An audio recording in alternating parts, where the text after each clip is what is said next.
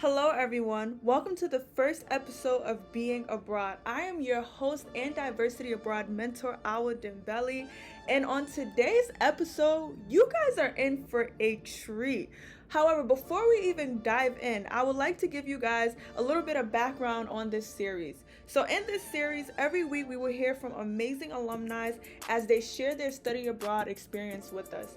And they will be sharing tips and tricks for those of you guys who are interested in studying abroad to start that experience or to even start that process. So, if you are thinking about even traveling, study abroad, and this goes for any type of program, we have someone here that is going to share the process and their experience as well. On today's episode, we will hear from someone who's been part of the Oz family and study abroad office for a very long time. I have even had the pleasure of sharing a panel with him, and he shared so much about his experience that is honestly inspiring and beautiful to hear. So, if you are ready to indulge in this podcast, if you are ready to hear this amazing story, definitely go grab your popcorn, go grab your drink, or if you're listening to this and you're multitasking, just get ready to hear an amazing story. So, sit back, relax, and enjoy. So on today's episode, I have with me someone who is an Oswego alumni, someone who's literally been a part of the study abroad office and the journey for a very, very, very long time. I've had a pleasure working with him. I've even had a pleasure of being on a few calls with him. And, today I have here with me Diandre, and he's going to literally explain to you his study abroad experience and how you guys can also embark on your own. So Diandre, take it away. Who are you? Where'd you go? What year did you go? What do you identify as? Just give us all the tea. All right. Well, my name is Diandre. Like I always said, Diandre Koot Anderson is my full name. I was a finance major, and I had minors in communications and social interaction, as well as international business. I studied abroad in Shanghai, China, in spring 2019 semester, and I graduated. When did I graduate? December 2020. That's when it was. Yeah, and I identify as a Black male, so I'll share with you guys my experience abroad. Perfect. Thank you so much. First of all, China. Yeah, I know some of us are probably like, China, we've never even thought about China, let alone going to China. But so I guess really the first question I have, and I'm pretty sure a lot of people that are listening have, why China? See, that's a very, very interesting question. So I honestly didn't plan on studying abroad in China, but what happened was I knew I always wanted to study abroad. So that was my main thing. And then I started to do a bit of research. I never really focused on any specific country, but there was a bunch of countries out there that I knew I wanted to go to. Of course, like typical Europe. Like I've been to Spain, but around Europe, I definitely would love to go to. I was thinking Australia maybe. So I did a little bit of research, but I had no idea like how to even go about that process. And then one day I was like, you know what? I'm just gonna visit the study abroad office to see what happens. So I walk in, and then I meet Kelsey, and she's like, "Hey, how are you doing?" She's telling me about the study abroad thing. She's saying like, "Oh, do you know where you want to go?" Blah blah blah. I'm like, not really, but I'm a business major. Maybe that'll help. And she was like, "Actually, yeah, it will. Like, business is prominent everywhere around the world." I was like, "All right, cool." And then she mentioned China, and I was like, that's pretty interesting. And the reason for that is because I knew China is like really, really developing quickly. And I knew their business is like right now it's on a boom. So I was like, that would be a pretty interesting place to go. And it's very, very different. But I'm like, China though, like right. Would I go all the way across the world? Like I don't know the language, I don't know anything. But I kept an open mind. So I was like, all right, cool. I'll look at it. She shows me the program. She shows me like Kappa Program. She shows me like everything that pretty much they do for you. Like pretty much everything was covered for. Everything was all in the program. Like I had trips through the program. They gave me housing, everything. So I was like, all right, fine. I'll definitely take a look at this. This seems pretty interesting. I don't have to really do anything on my own. And just in terms of like when I'm there, it's all kind of guided for you. So I was like, all right, cool. I'll at least have the background in terms of the program. So like there's other ones where you don't really have the program as a backup, meaning you can't like call anybody and say, hey, like I'm struggling in this area, and there'd be somebody there for you to help. But right. Specific program there was. So I was like, all right, cool. So even if I'm 17 hours away on a flight, I'll still have somebody there literally in town that I can go to and be like, hey, I needed help. So I'm like, all right, let's look at this. Then she tells me about a bunch of scholarships. So I'm like, definitely think I might do this one. And then there was a bunch of underprize scholarships there, and I was like, yeah, let's go to China. Like, why not? Honestly, nobody I know have been there. Honestly, other than my sisters, which is crazy because my sisters have been there when we were in middle school. When we were in middle school, my grandmother took them there. So I was like, wow. So the whole family went. yeah, pretty much. I was like, honestly, I was the only one that didn't go. I was like, I gotta go, so I might as well choose now. So I decided, like, let's do it. I'm gonna shoot for China, honestly. Perfect. Nah, that's amazing. Like honestly, I feel like I heard pieces of the story, but not as in depth like this. Like this, that's crazy. The whole family was going to China, and I love that you talked a lot about your support system here and also your support system over there because I feel like that is something that a lot of students are concerned about, and have a lot of questions in regard to. So we're definitely going to tap back into that. But my next question would definitely be, would you say, you kind of brought up the fact that your sisters was over there and your grandmother was over there as well. And like what I'm starting to notice is that a lot of students that do tend to study abroad, it's really because a lot of their families may have already been abroad or they personally know somebody who has taken that leap. How much of an effect would you say, your sisters traveling and your grandmother traveling may have influenced your decision to even want to study abroad as a Black man at that? Honestly, it affected it a little bit, but I just feel like me, I'm so into traveling that I was like, I want to go anywhere, regardless if my family been there or not. I want to go. I literally want to visit every single country on this planet if I could. Actually, my goal. Right. And I'm like, hey, China is pretty tough to get to just because the flight is so, like, it takes almost a day to get there. So I'm like, I might as well go there now because it's a lot further and I can choose like the closer places like on my own time, even though, study abroad is my own time. But I just feel like it's the perfect opportunity. I can study abroad there and I'm there for an extended period of time. So I'm like, yeah, family, it did have a factor in it, but I do think regardless of the fact, I would have ended up in China anyway. So wow. So you were dead set, like, yeah, I would end up anywhere. I knew I was gonna get somewhere, and regardless if somebody I knew was there or not, I was gonna get there. I knew it.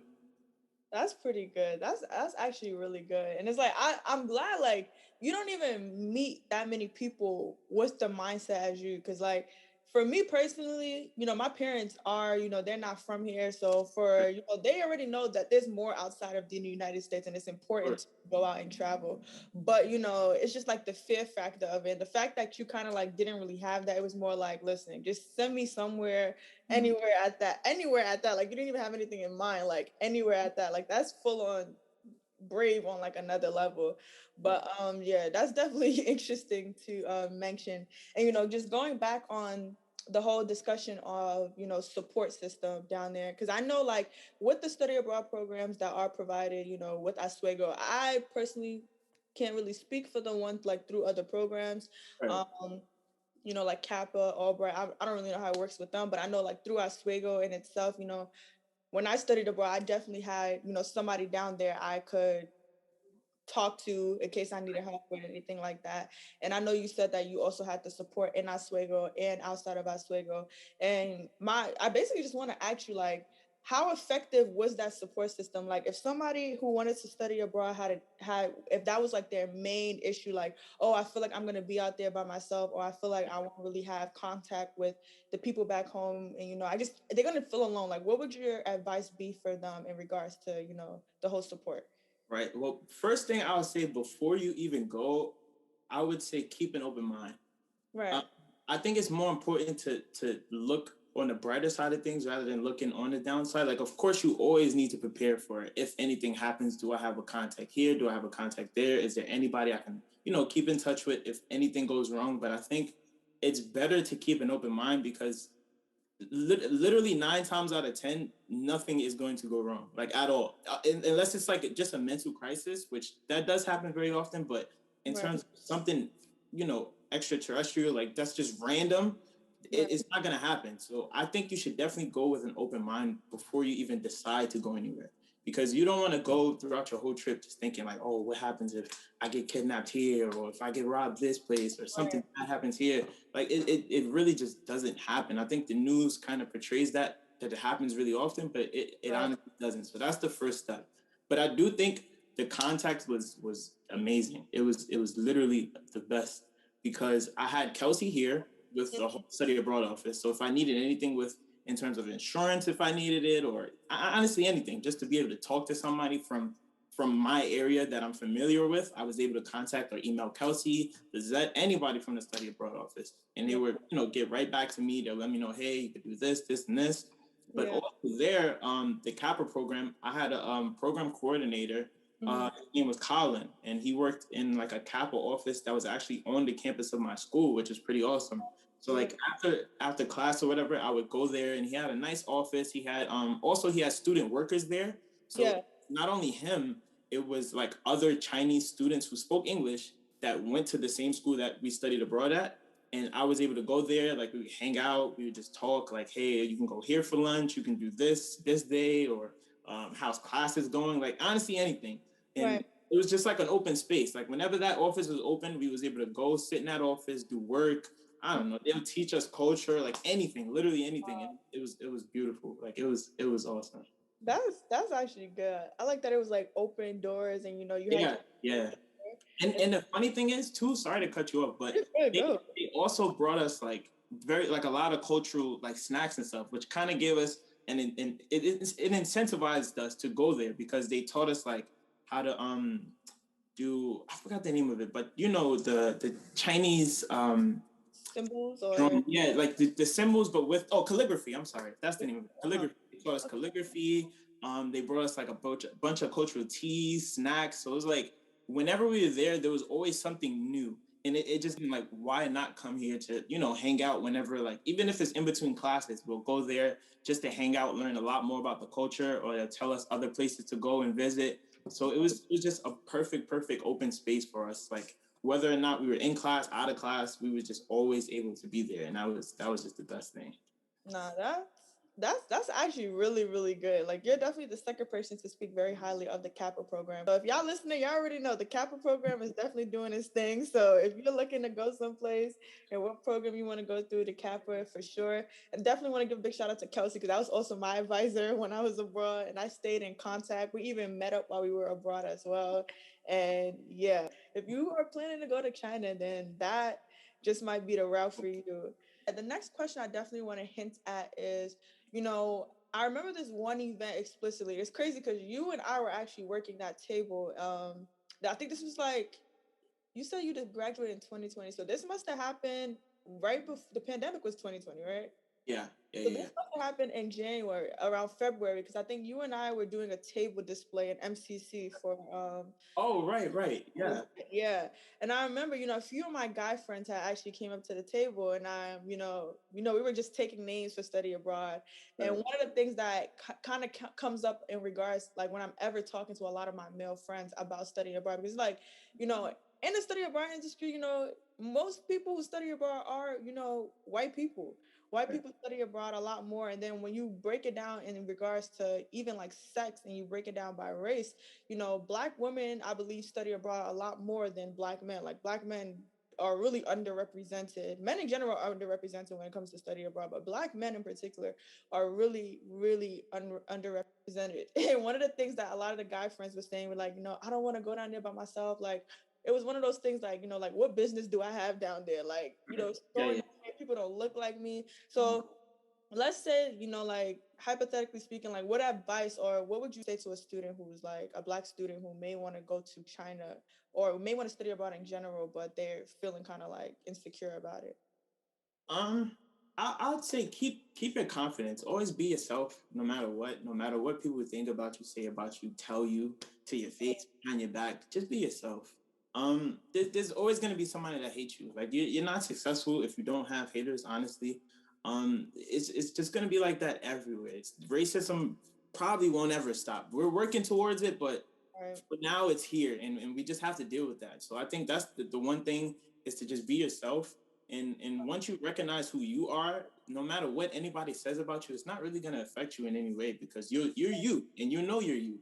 So there's no way somebody's going to tell you to be this or be that. If you're born with this skin complexion, you're born with this culture, you're not allowed to change that. So the only thing you can do is embrace it. So why not embrace it? And interestingly enough, that you say like black men or black women or black people in general are underrepresented, specifically in China.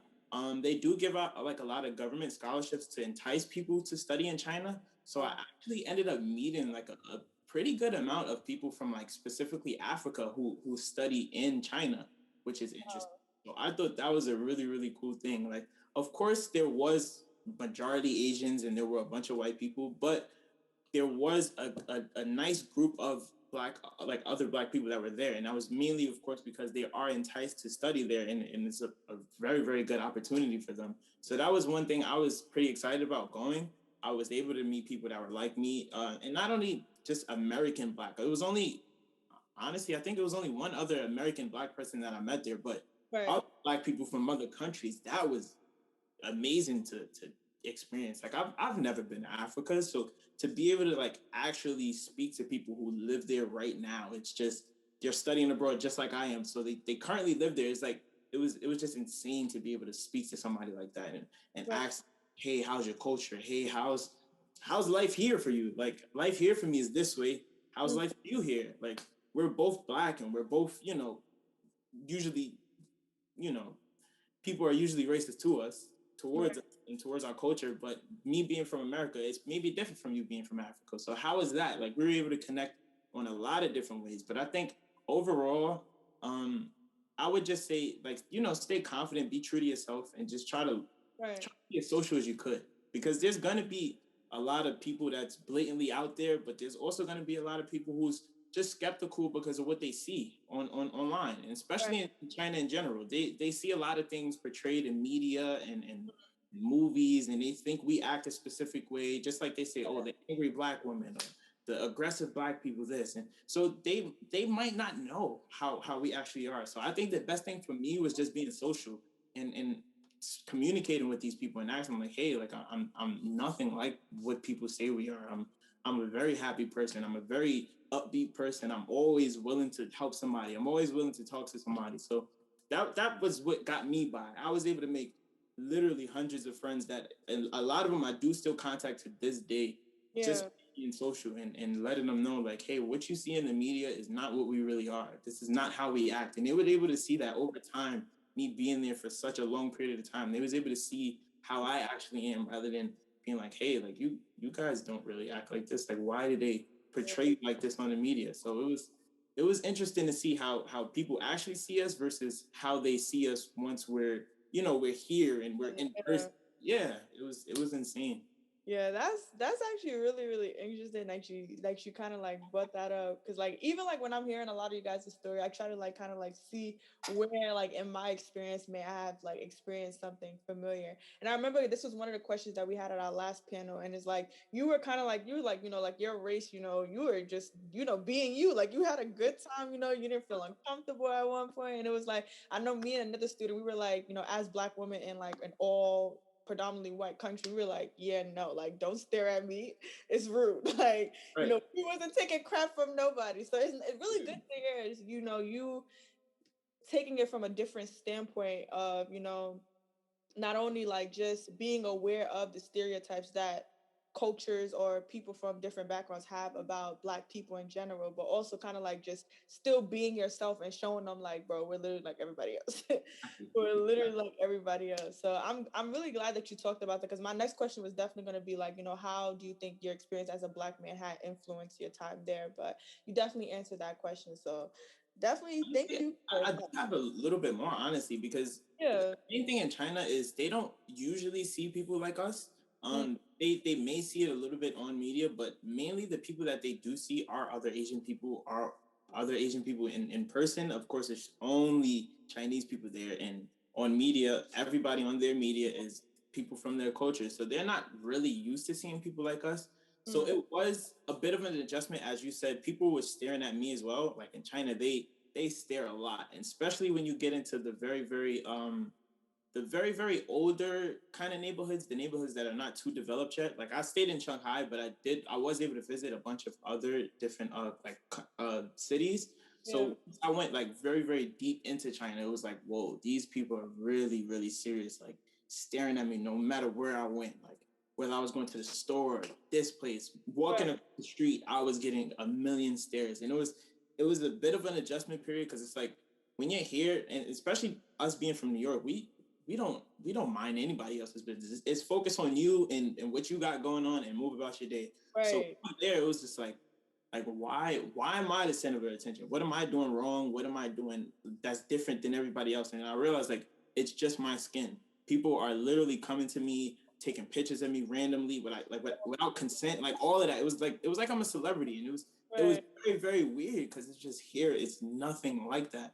So I'm like why? Like why do you want to stare at me? Why do you want to take pictures of me when I'm not even consenting to it? Like why are you doing this? And I had to realize like, hey, people like I said, people are not familiar with me or people who look like us. So Right. I needed to be the one to represent us in a great way. So I was the one who I mean, a lot of them were social and a lot of them weren't. They would just take pictures and kind of keep moving on. But some of them would try to, ask me like, hey, like the little bit of English they did speak, it was really fun trying to communicate because I didn't speak much Mandarin back then. So I'm like trying so hard to speak with them and they're trying so hard to speak to me. But I think that pure interaction was like the best things of my time there. It was just being able to speak to people that we both speak two separate languages, but we were able to come to a consensus on something very, very small and kind of enjoy each other's company for that small period of time that we met each other. That was the best thing for me. So overall, I think it was just being able to socialize with so many different people from so many different cultures and embracing the fact that they were intrigued by how I looked and embracing the fact that they wanted to take pictures and keep that in their phones. And probably to this day, there's probably still people who have pictures that just look at them like, hey, like I've seen Yeah. somebody like this. And like the fact now, like thinking about it now, is really amazing that like I was the one who they're taking pictures of, and they wanted to Experience for them. experience me, Right. talk to me. I think that was amazing. That was actually amazing. No, that's good. I think everybody can agree right now. Like you definitely are providing a much different perspective for sure. Like you definitely are like this whole different perspective about everything because that's not how I was interpreting everything when I was there. I was like, listen, it, why people need to stop staring at me because it's rude. it definitely was like that. I used to take a picture of me because no, like yeah, because I feel like and the thing is that that's very common, especially amongst like a lot of Black people who do study abroad. Like a lot of people I've spoken to study abroad, they kind of had similar experiences, but we all kind of took it a different way. Right. Yeah, but I feel like as a Black person going to a country that is not predominantly Black, I think it's a rite of passage for somebody to actually take a picture of you. I feel like you haven't been to the country yet if they do not ask to take a picture of you. So no, yeah. So that's very interesting that you definitely mentioned that. So then I guess the next question I definitely want to tackle into you definitely did mention the fact that you were presented with lots of scholarships and China definitely does have a immense amount of scholarships for international students to come study in the country in particular. And I know for you in particular you had a full paid trip there. And I feel like amongst a lot of students, I feel like the number one, like if not, it is. I think it might just be the number one concern is finances. And this is not to say that this is something that a lot of students shouldn't think about, but I feel like a lot of students overthink it. True. And having somebody here like you who did enjoy your time there at the expense of the college of Right. being there. So it's like people who are worried about finances, how would you kind of like talk about them in terms of like finances? I know like you said you kind of went in there, you didn't know if you was gonna have to come out of pocket, you didn't really know if you were gonna get like a full ride there. So what advice can you give to like just students in general who are kind of allowing finances to be the reason why they don't study abroad? I would say research is the most important thing. Like I was extremely eager to study abroad and I was super, super determined. But like I don't come from a wealthy background. I don't have a lot of money. So I knew that expenses was gonna be tough, but I was just so determined to go somewhere that I knew it was gonna happen. I just didn't know how. And I was able to figure out how by being so determined and doing a bunch of research and figuring out, hey, like there's this scholarship here, there's a little bit of money here, and figuring out where I could, get a couple of $1,000s there, this way, a couple $100s here, this could cover the flight. Just figuring out where I can find any bit of money from anybody that I can get my hands on to honestly cover my trip was the most important thing. So I would definitely say do some research. Not only do we, like as SUNY Oswego, offer a ton of scholarships, and some of them were underapplied, which I definitely thank Kelsey for. She let me know that there's a few scholarships that like people don't even apply for. So you may be able to apply for a scholarship and get it just because you're one of the few who applied for it. So I think it's definitely important to just go and do research. There's also a bunch of scholarships that you can get from other schools, other, I don't know, organizations. Like it doesn't have to be just from SUNY Oswego. If you want to get abroad, just do research, and trust me, you'll find somebody who's willing to give you some money. And maybe there's a few essays you have to do here and there, just like I did. But I feel like that's so minuscule to the fact that I'm getting thousands of dollars to stay abroad for months. So doing a couple of page paper like that's nothing for me. Like, yeah, it was tough thinking about I literally have to write about myself, and I think that's a really hard thing to do, right?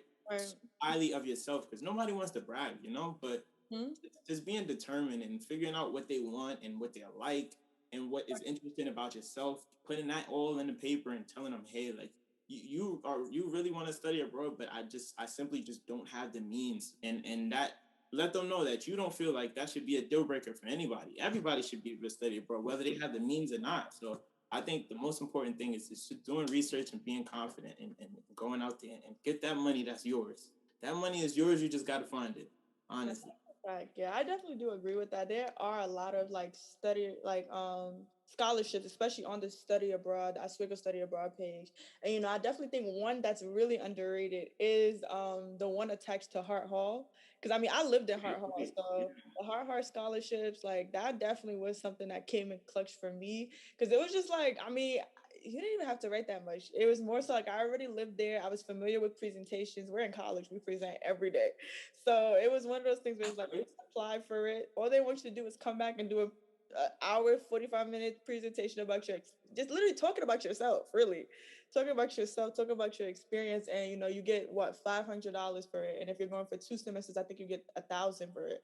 So it's literally free money out there, guys. So for those of you guys who are saying like finances is something that you are scared about, honestly, that's the least. Even if you may just have to come out of pocket just a little bit, it's worth it. I honestly and also there's a bunch of programs out there that actually are a bit cheaper going to study abroad than actually living on SUNY Oswego's campus. So definitely, please, like, go out there, go see, like, just go look at each one, look at the budget sheets, and you'll realize that there's some out there that is a lot cheaper than doing that than living on campus. So no, yeah, that's definitely true. And I think some of them that I do remember in mind was I went to Czech Republic. That was definitely one of them. I believe there were 2 schools in Germany, one in Hungary, one in Korea. Yeah, there's definitely a lot of programs that are a lot cheaper than even a 10 hour Oswego. So not only do you get to go there for free, you get a nice little check what you eat too. So exactly. And financial aid covers a bit too. So there's so many ways you can find at least a little bit of money here and there. And family, like if you're going abroad, I'm sure there's some family members give you a couple of bucks here, a couple of bucks there, grab you some meals. Like anything will help. And there's money out there. You just gotta go get it. Now, heavy on the, definitely have to go and get it for sure. Yeah.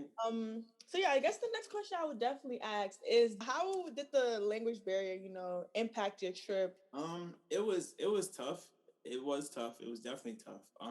Like they do say, like as you mentioned, English is spoken around the world, but in China, it's very, very rarely spoken. And I stayed in probably the most famous, popular or populated city in China, which is Shanghai. It has 25 million people. So it even then it was still hard to find people that spoke English. So I mean, literally from ordering food to figuring out how to buy coins for my laundry, like anything I wanted to do, I had to figure out how to speak their language because they weren't like, if it wasn't like excuse me or thank you, there wasn't a lot of people around that knew English. And I mean, maybe the younger generation, like as it goes on, they'll start to get better at it. But the people who are, working at these jobs are not the younger generation. It's established adults. So I had to figure out a way to be able to communicate with them, and at least if it's just a word, like being able to say, "Hey, takeout. Why am I like I want this, but I want to take it home." Like it was just stuff like that that was very, very important or like crucial just for my journey. But luckily, I did stay in an international building, so that was, I think that kind of set standard for my entire trip. So just like you said, you stay in Hart. Hart for us is the international building. So in SUNY Oswego, there's all types of people from all types of different backgrounds that live in this one building, and that Right. was literally the same exact thing that I had in China. So I stayed in a building where it was people from every single country you can name were staying in one building. But luckily, a majority of them spoke English. So that was how I started the basis of making friends. I literally, everybody in the Kappa program was first. Then it was just everybody I would see studying outside in the hallways. Go talk to them. There's nobody else to talk to, so I might as well start somewhere. So I Right. talked to them, and luckily, like a lot of them knew more English than I did. So use the buddy system. You want to go out to eat? I'm coming with you. I want to go out to eat. Come on. You want to go to this museum? Let's go together. I mean, I did a lot of traveling on my own as well, which I'm grateful for as well, because I literally went out there and on a limb, had no idea how to communicate and did it. But Right. um, I think making friends is important, because there's people who are going to be a lot better than you at another language in this foreign country. So if you can make friends with those people, they'll be your tour guides. Like they don't really know it either, but they'll be able to communicate with these people for you. Like even the taxi drivers and stuff like that. Those are the best ways to be able to like communicate with people. And I Mm-hmm. would say, in terms of if you do know a bit of the language and you want to practice, the Mm-hmm. best thing is the taxi drivers. So that's like the basis. I think taxi, especially like you said, being from a different background, everybody wants to know about you. So imagine coming into a foreign country and then you're taking a taxi. They want to know about you. They want to know where you're from, what you're doing here, how's Right. your experience. So the Mm-hmm. best thing, and they know a bit of different languages, because they're the ones traveling with these people from all over the world.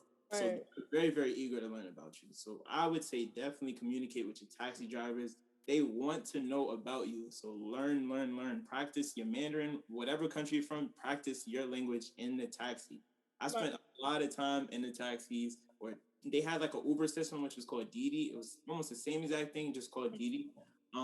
That was awesome too. Being able to communicate with those drivers, it was the best. So I definitely say, just find some friends and just study if you could, because you don't want to really go into a country not knowing their language, because that's their culture, their place, that's this their land. So you want Right. to be able to know about their language, everything. So that Right. was one thing I do kind of am upset about myself for. Like I practiced a little bit, but I didn't take it too serious. And now, like being there, I'm like, well, maybe I should have took it a little bit more serious, which I actually am doing now, which I'm thankful for. But yeah, overall, I would just say definitely practice and try to make some friends if you could. No, yeah, that's definitely true for sure. I definitely wish I had practiced, a little bit more, or I had practiced some for sure. Because I kind of just went there. I was just like, listen, I'm gonna just try. We had a little bit of language Hope for the courses best. there for a few weeks, and I learned like hello, thank you, just the basic manners, but it was nothing more than that. But yeah, I definitely do think like language is definitely not something people should worry too much about. Hmm. It's something that I feel like just I feel like it makes your experience. Like I think it's fun to just hear a language outside of English Right. that's like dominant in a place. So that's very, very, very interesting. So definitely shout out to you for mentioning that. And I think like the next direction I definitely want to like talk about is, the fact that you did go to China, and we are now, I guess you can say now we're officially getting out of a 2 year long pandemic, and I know a lot of people, we have issues going on in the society now, a lot of like hate crimes towards Asian people.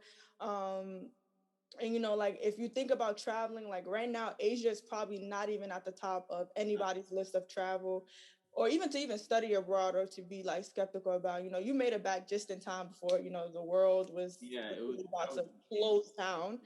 So what would you say to people who, are skeptical about traveling to China in particular? Because I think that's where everybody said like that it kind of like emerged from there. So what would you say about like just the students who are skeptical about traveling to Asia, China in particular? Like what advice would you give to them in regards to that?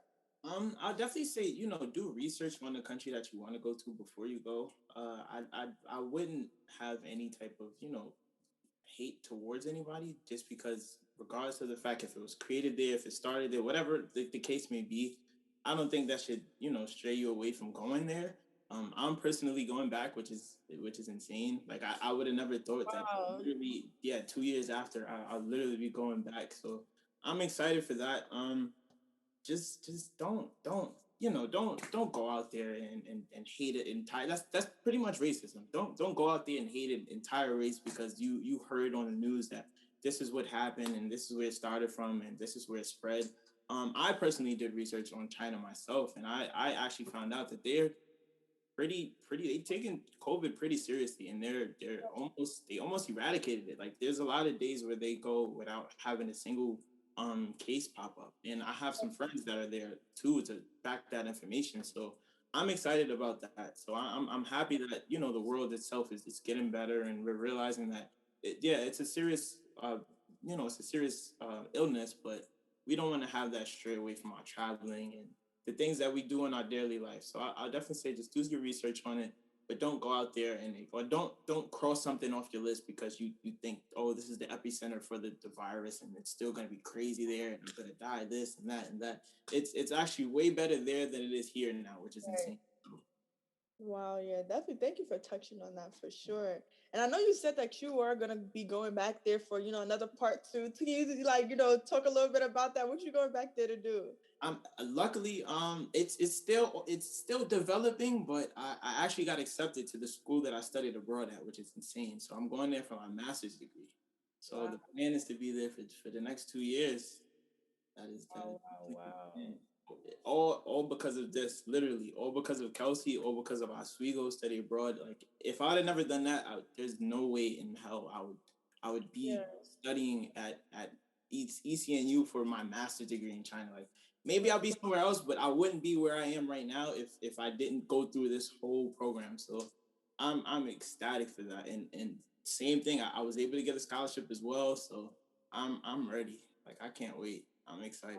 That's amazing. Like, yeah, it's crazy because every time I hear grad school, it's like, grad school is not something that excites me. But the fact that I can Right. be in a different country and do it, I'm just like, oh, I might just want to go to grad school now. Exactly. Exactly. I feel like everything just came full circle. It's like Yeah. I wasn't planning on going to this place. I went there, ended up falling in love with it. I'm Mm. back and I want to go back. And why not? The best way to go back and have that full experience. Like I don't want to go for a week. I feel like that's not enough time for me. I want to go there for an extended period of time and actually fully enjoy everything that I didn't get to do when I was there. I'm definitely gonna do now. So Right. I can't wait. I honestly can't wait. Amazing. That's really amazing to hear. Wow. Let's see. Yeah, so we're kind of like closing in on like the near end of the podcast. Definitely amazing conversation. Definitely gave us a lot of things to think about. Like after somebody watched this podcast, if y'all don't even want to study abroad, it's you. I don't know what else to say. At this point, it's definitely Yeah, go, bro. Please go. no, that's a fact. Yeah. So I guess you could say like, what are like some closing statements you want to say, or anything else that we might have not touched on that you want to also add about your experience, or something that you want to know? Well, I just want to I just want you guys to know that there's a bunch of opportunities out there for you. Mm. Like I said, I didn't expect for everything to come full circle for me, and I didn't expect to fall in love with this place. I just thought, even after being accepted and officially realizing that I'm all right, I'm gonna study abroad. I didn't expect that I was gonna fall in love and be like, hey, I want to come back here.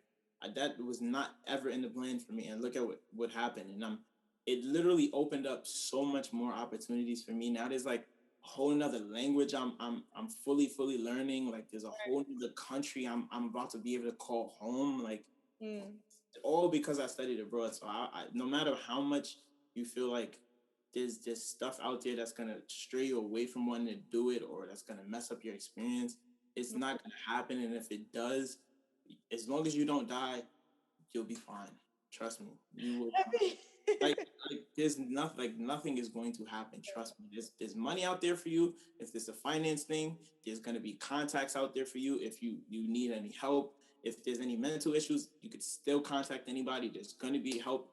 Always gonna out. You can contact me if you want. Like there's always gonna be like things out there for you to help you with your experience. So please go abroad. You're gonna have the time of your life. Do it. Trust me. Nah, that's a fact. Yeah. So, guys, if you definitely want to hear a lot more about, Diandre's experience, definitely head to the student experience page. He has his own profile up there where he talks more about his experience, and the podcast will be right linked underneath it. And we might even throw his email in there as well, just in case you guys want to talk a little bit more about China. Definitely could contact the study abroad office, or we'll get you in connection with him. Just so you can share your experience. But you, ladies and gentlemen, you guys heard it here. Study abroad. Right. Study abroad, study abroad, study abroad. Too many, Black people who are not experiencing study abroad because of little things that aren't even big. So definitely make sure you guys tune in. Next episode is definitely going to be a good one, so definitely stay tuned. We got more alumni, more experiences, different countries, so yeah, I hope you guys all have an amazing day, and I will see you guys in the next episode. If you enjoyed today's episode and you would like to know a little bit more about study abroad, please head to our website at oswego.edu/international. Today's episode was lit. If you learned anything from it, or if it inspired you to embark on your own journey, please head to that website. Again, I will see you guys next week. Bye.